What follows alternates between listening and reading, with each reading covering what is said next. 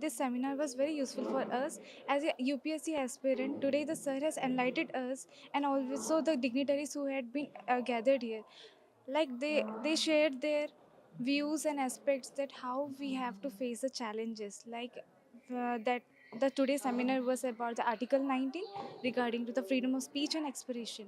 But the today's day, what is happening is lot of abusing has been going on in the social media.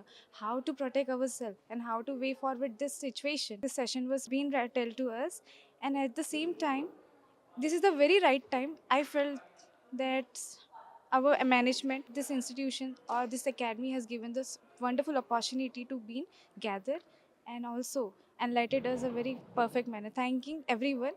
Thank you. So, ఖచ్చితంగా ఇప్పుడు present సొసైటీలో జరుగుతున్న విషయాల్ని base చేసుకుంటే online etiquette అనేది ఇప్పుడు need of the hour అనమాట. So, ఈరోజు సెమినార్‌లో చెప్పింది కూడా అదే. ఖచ్చితంగా సార్ చెప్పినట్టు సిటిజన్స్ అందరూ కూడా షేర్డ్ రెస్పాన్సిబిలిటీని తీసుకొని మనం ఏం పోస్ట్ చేస్తున్నాం అది సొసైటీకి దానివల్ల మనం ఏం మెసేజ్ ఇవ్వబోతున్నాం అన్నది ఖచ్చితంగా క్లారిటీ ఉండాలి. ఎంటర్‌టైన్‌మెంట్ ఇవంతా తర్వాత సొసైటీ మనం ఎంటర్‌టైన్‌మెంట్ అయినా గానివ్వండి, సొసైటీకి ఇది ఎంతవరకు కాంట్రిబ్యూట్ చేయగలుగుతాం అనేది మైండ్‌లో పెట్టుకొని మనం ఆన్‌లైన్ ఎటిక్వేట్‌ని అందరూ అలవాటు చేసుకోవడం అనేది ఈ సెమినార్ మనందరికీ నేర్పిస్తుంది.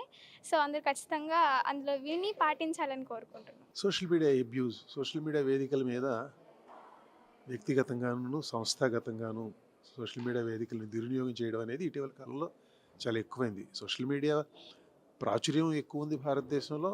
అదేవిధంగా అదే ప్రపోర్షన్స్లో సోషల్ మీడియాని దుర్వినియోగం చేయడం కూడా ఉంది. సోషల్ మీడియా దుర్వినియోగానికి వ్యక్తులు బలపడమే కాకుండా వ్యవస్థలో కూడా చాలా దుష్పరిణామాలు వస్తున్నాయి.